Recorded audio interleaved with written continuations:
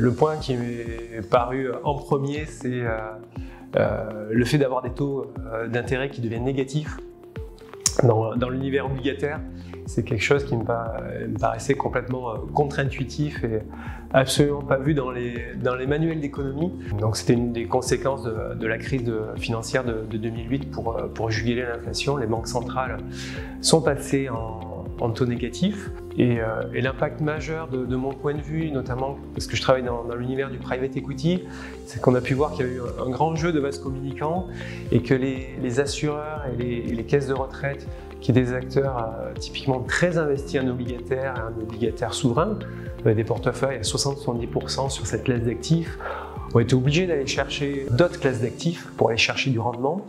Et donc, par un grand jeu de vases communicants, on a eu des masses monétaires qui se sont déplacées vers les actions cotées, avec un CAC qui est assez élevé aujourd'hui, comme l'une des conséquences. Et puis sur l'univers du non-coté, que ce soit l'immobilier ou le private equity, des valorisations qui sont quand même très élevées à aujourd'hui. Avec ce qu'on voit notamment dans l'univers de la tech, le financement des licornes qu'on a pu avoir depuis ces 7 à 8 dernières années, pour moi sont quand même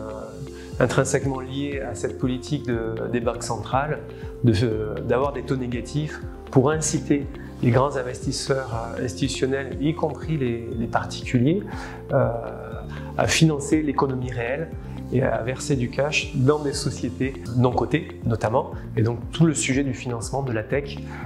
qu'on a pu voir ces dernières années.